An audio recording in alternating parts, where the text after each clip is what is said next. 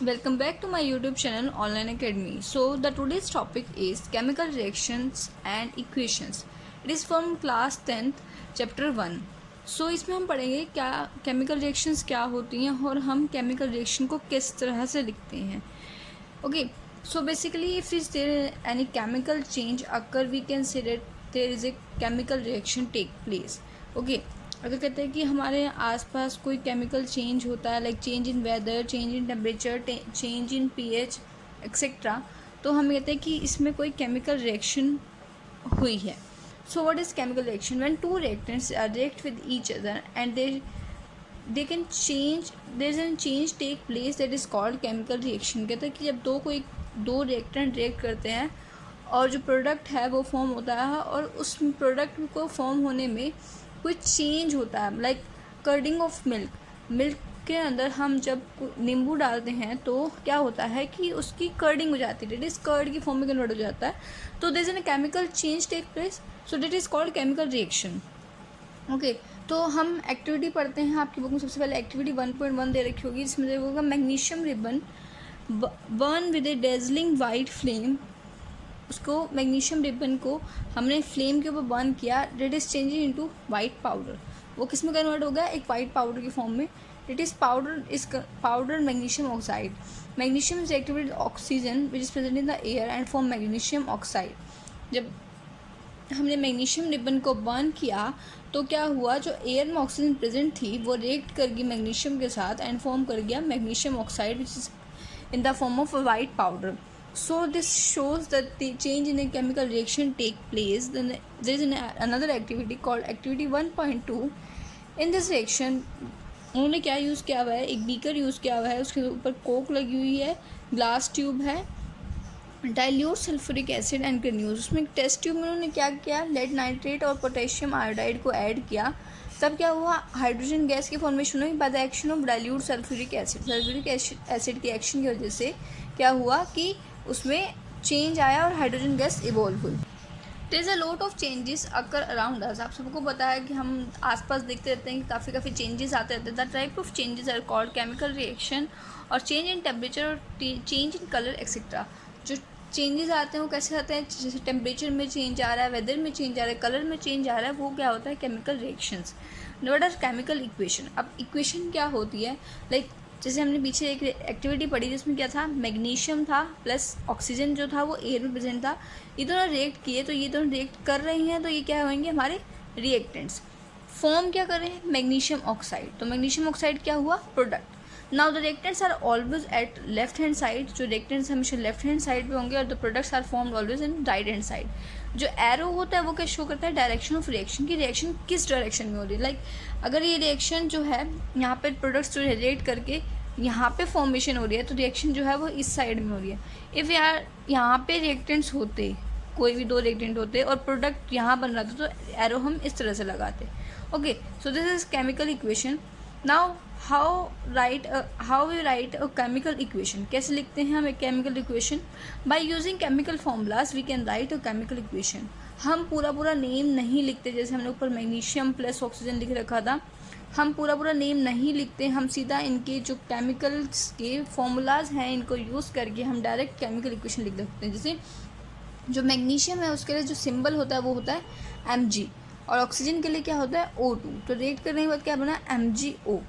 Okay, now यहाँ पे देख सकते हैं आप ऑक्सीजन के कितने मॉलिक्यूल हैं? 2. और यहाँ पे फॉर्म कितने हो रहे हैं? 1. तो मतलब ये इक्वेशन जो है वो बैलेंस नहीं है. जब भी हम कोई केमिकल इक्वेशन लिखते हैं तो उनको बैलेंस करना, जो केमिकल्स में जो फॉर्मूला हैं जो ये हैं, इनको जो हम यूज़ करते हैं रिएक्टेंट्स और प्रोडक्ट जो है वो ऑलवेज बैलेंस्ड होने चाहिए. ओके, तो बैलेंस्ड केमिकल इक्वेशन कैसे लिखते हैं हम? लाइक देखो, इसके 5 से 6 स्टेप्स हैं जो मैं आपको बताऊंगी कि how we write a balanced chemical equation. Okay, now there is a reaction called zinc when reacted with hydrogen sulfide H2SO4 and forms zinc sulfide and hydrogen gas. The reactants are zinc, hydrogen, sulfur, oxygen, and the products are zinc, sulfur, oxygen and hydrogen. Okay, the products and reactants are same, मतलब means elements जो है वो same है, but formation कुछ हो रहा है. यहाँ पे zinc सिंगल था, यहाँ पे जिंक सल्फाइड बन गया, नाउ यहाँ H2SO4 था, यहाँ सिर्फ हाइड्रोजन रह गया। नाउ हम क्या करेंगे, एक टेबल बनाएंगे जिसमें सारे एलिमेंट्स को एक साइड लिखेंगे, जिंक, हाइड्रोजन, सल्फर, ऑक्सीजन, जो हमने एलिमेंट्स यूज़ करे हैं ना। तो रिएक्टेंट्स आर, कितने एलिमेंट्स यूज़ हो रहे हैं, लाइक इसमें एक ही जिंक है तो इसलिए एक, हाइड्रोजन यहाँ कितने हैं, 2 तो 2, सल्फर कितना है, 1 तो 1, ऑक्सीजन कितना है, 4 तो हमने यहाँ पे 4 लिखा। ना प्रोडक्ट्स में क्या हो रहा है, देखो प्रोडक्ट्स में जिंक जो है वो एक ही फॉर्म हो रहा है तो मतलब बैलेंस्ड है। सल्फर कितना है, 1, यहाँ पे 1 था तो बैलेंस है। ऑक्सीजन कितना था, 4, यहाँ 4 है, बैलेंस है। और हाइड्रोजन कितने थे, 2, यहाँ पे भी 2 हैं तो मतलब बैलेंस है। तो ये इक्वेशन कहती है हमारी बैलेंस। यहाँ पे जितने हाइड्रोजन यहाँ यूज़ हुए उतने हाइड्रोजन यहाँ फॉर्म हुए, जितने हाइड्रोजन यहाँ ऑक्सीजन यहाँ यूज़ हुए उतने ही ऑक्सीजन यहाँ फॉर्म हुए। So the next reaction is Fe when react with H2O, it gives Fe3O4 plus H2.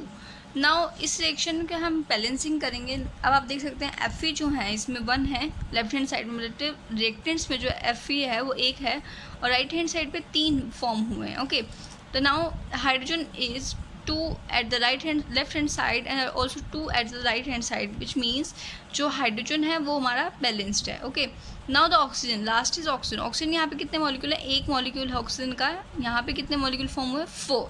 Now हम बैलेंसिंग करेंगे। बैलेंसिंग कैसे है, सबसे पहला स्टेप क्या है, हम सभी एलिमेंट्स को बॉक्सेस में डाल देंगे। नाउ हम एक टेबल बना लेंगे जैसे हमने पहले बनाया था, left hand side right hand side balance equation, कितने एलिमेंट्स कहाँ कहाँ यूज़ हुए हैं उसको हिसाब से हम एक टेबल बना लेंगे। उसके बाद देखिए हाइड्रोजन बैलेंस है तो हम इसको छोड़ देंगे, बचा क्या, आयरन और ऑक्सीजन। सबसे पहले हम क्या करेंगे, ऑक्सीजन को बैलेंस करेंगे। ऑक्सीजन को बैलेंस करने के लिए हमने इनिशियली लिखा ऑक्सीजन कहाँ पे यूज़ हुए थे, वाटर के मॉलिक्यूल में थे, कितना ऑक्सीजन था, एक ऑक्सीजन यूज़ हुआ था।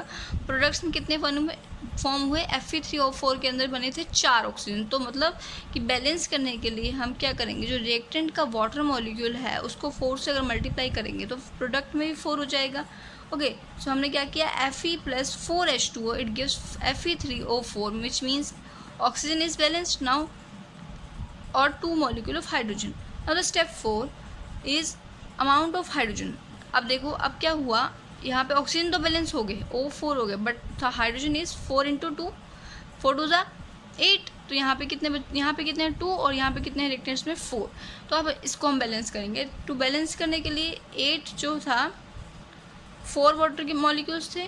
ओके, और यहाँ पे इसको बैलेंस करने के लिए 8 बनाने के लिए 2 ऑलरेडी थे तो 4 से हम मल्टीप्लाई कर देंगे। तो यहाँ पे 8 थे तो इसको हम 4 से मल्टीप्लाई कर देंगे तो क्या हुआ, 2 × 4 × 2 इट्स 8।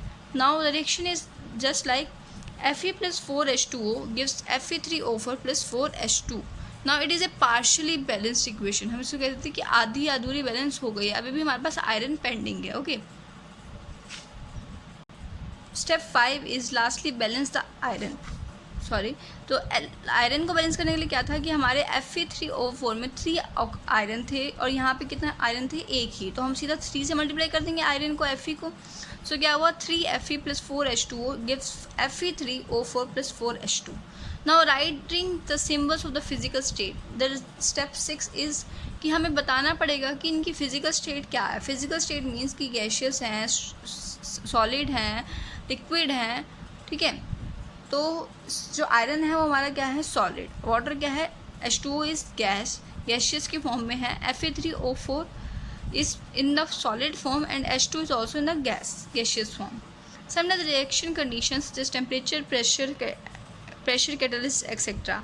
कहते हैं कि रिएक्शंस के अंदर कंडीशन होता है, जैसे कई बार क्या होता है कि कैटलिस्ट प्रेजेंट होता है, टेम्परेचर प्रेजेंट होता है और प्रेशर प्रेजेंट होता है कि कितना प्रेशर लगा है इस रिएक्शन को होने में, कितनी टेम्परेचर लगा है, कितने, और या फिर कोई कैटलिस्ट यूज़ हुआ है। कैटलिस्ट क्या होता है, रिएक्शन को कंप्लीट होने में हेल्प करता है। ओके, तो जैसे एक रिएक्शन है CO गैशियस फॉर्म में, 2H2 गैशियस फॉर्म में, 348 atmosphere at pressure, form CH2OH that is in liquid form, 6 CO2 aqueous form में, 6 वाटर मॉलिक्यूल लिक्विड फॉर्म्स में, सनलाइट और क्लोरोफिल की प्रेजेंस में क्या करेंगे, C6H12O6 एक्वस फॉर्म में ग्लूकोज फॉर्म करेंगे और 6 molecule of oxygen that is in also aqueous form. So this is photosynthesis की रिएक्शन है। Okay, now the types of chemical equation. सबसे इम्पॉर्टेंट था आपके लिए फर्स्ट चैप्टर में कि how to balance a chemical equation. This is an important topic, तो आप उसको एक बार फिर से देख लें, समझ लें अच्छे से 6 स्टेप, और ये 6 के 6 स्टेप काफ़ी इंपॉर्टेंट है। ज़्यादा कुछ नहीं है, सबसे पहले आपको सबको एलिमेंट्स को बॉक्सेस में लिखना है, उसके बाद उसको में देखना है कि कौन कौन से बैलेंस है, कौन से नहीं है। अब जो नहीं है सिर्फ उनको माइंड में लेके चलना है। सबसे पहले आप एक एलिमेंट उठाओ जो अनबैलेंस है, उसको बैलेंस करो। उसके बाद देखो कि उसकी वजह से किसी और एलिमेंट के ऊपर इफेक्ट तो नहीं पड़ा। अगर पड़ा है तो हम उसको बैलेंस करेंगे। आफ्टर डैट जब वो पार्शली बैलेंस हो जाए, आपको देखिए वो 2 मॉलिक्यूल जो बचे हुए हैं वो पूरी तरह बैलेंस हो गए हैं, तो जो लास्ट पे बचे एलिमेंट उसको बैलेंस कर दो, that's it.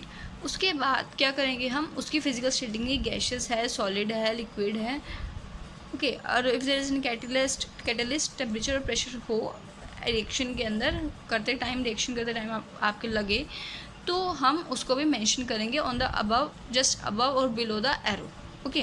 Now the types of chemical equation, कितने types of chemical equation is combination reaction, decomposition reaction, displacement reaction and double displacement reaction. ये इंपॉर्टेंट जो है केमिकल रिएक्शंस हैं या केमिकल इक्वेशन है जो आपके एग्जाम्स में आएंगी। Now another is oxidation, reduction, corrosion and density, ये भी हम आगे पढ़ेंगे, ओके। सबसे पहले हम देखते हैं कॉम्बिनेशन रिएक्शन। अब कॉम्बिनेशन रिएक्शन में क्या होता है, जब 2 या 2 से ज़्यादा रिएक्टेंट रिएक्ट करते हैं और एक सिंगल प्रोडक्ट फॉर्म करते हैं, that is called combination reaction. Now the example is CaO, that is quicklime, when react with water, that is H2O, it form slaked lime, that is CaOH2, okay। और calcium oxide is in solid form, H2O is in liquid form, calcium hydroxide is in also aqueous form। तो combination reaction क्या होगा, combi मतलब combine करना, 2 reactants को combine करके एक product का फॉर्मेशन करना is called combination reaction. Another is burning of coal, carbon and oxygen when react form carbon dioxide, it is called burning of coal, it is also an example of combination reaction। ना combi means combine करना, यहाँ से आप ध्यान सकते हो combination reaction को, ये 2 reactants को combine करके जो product form होता है, that is called combination reaction। Now the second one is decomposition reaction, when a single reactants break down into simple product। Decompose मतलब टूटना, ब्रेक डाउन होना। नाउ इसमें क्या है, जब एक सिंगल रिएक्टेंट जो है वो ब्रेक होगा किसमें, सिंपल प्रोडक्ट्स में, that is called decomposition reaction. For example 2Fe3SO4 reaction is FeSO4 solid form में हीट करते हैं एंड कन्वर्ट होता है। सिर्फ अब यहाँ पे देख सकते हैं एक कंपाउंड है, that is ferrous sulphate. Ferrous sulphate is break down into ferric oxide, that is Fe2O3 which is in solid SO2 gas. Now SO3 gas, 2 gas form में, मतलब एक जो मॉलिक्यूल था, 2 मॉलिक्यूल थे FeSO4 के, वो ब्रेक डाउन हुए ferric oxide में और SO2 SO3 गैस में। Calcium carbonate CaCO3, that is limestone which is break down into quicklime CaO and CO2। ये रिएक्शन आपने किस में करी थी, कॉम्बिनेशन रिएक्शन में, ओके। वही है, बस अपोजिट लिख रखी है, okay. Now the third one is displacement reaction, displace करना, when the one element is displace और remove the another element copper from the copper sulphate solution. एक एलिमेंट दूसरे एलिमेंट को रिमूव कर दे या डिस्प्लेस कर दे, that is called displacement reaction. Now the example is iron, that is Fe plus copper sulphate क्या फॉर्म करता है, iron sulphate and copper. Now क्या हुआ, डिस्प्लेसमेंट किसकी हुई, आयरन की जगह कॉपर आ गया और कॉपर की जगह आयरन हुआ। नाउ इसने क्या किया, आयरन ने कॉपर को डिस्प्लेस कर दिया उसकी जगह से, ओके। तो क्या बना दिया, FeSO4 और कॉपर सॉलिड फॉर्म में निकल गया। Now the last one is double displacement reaction. Displacement मतलब एक की डिस्प्लेसमेंट होना, डबल डिस्प्लेसमेंट मतलब 2 मॉलिक्यूल्स की डिस्प्लेसमेंट होना। Now the reaction is sodium sulphate, that is Na2SO4 when react with barium chloride BaCl2, both are in aqueous form barium sulfate। Now barium जो था वो इसके रिलेट कर गया और सोडियम जो है इसका रिलेट कर गया। सोडियम इस एंड क्लोराइड, सोडियम क्लोराइड बना दिया एंड बैरियम सल्फेट के साथ मिलकर बैरियम सल्फेट बना दिया। Now the double displacement means 2 bar displacement होना, सिंगल डिस्प्लेसमेंट मीन्स एक ही एलिमेंट का डिस्प्लेसमेंट होना, okay. Now the last thing is oxidation and reduction, which is very easy and basic thing। Oxidation means when the substance gain oxygen, कोई substance को oxygen मिलता है, that is called oxidation, and reduction means when a substance loses oxygen। Now there is a reaction when copper oxide react with hydrogen, it have both oxidation and reduction take place। Now copper अलग हो जाता है, copper बिल्कुल अलग हो जाता है and the water के साथ क्या ऑक्सीजन जुड़ जाता है एंड फॉर्म कर देता है H2O इन विच ऑक्सीडेशन टेक प्लेस। ना ऑक्सीजन लूज होता है कॉपर ऑक्साइड से, इसलिए वहाँ पे क्या हो रहा है, रिडक्शन। ना तो कोरोजन क्या होता है, कोरोजन होता है attack of moisture, acid etcetera on the etcetera reddish brown powder is coated over the iron.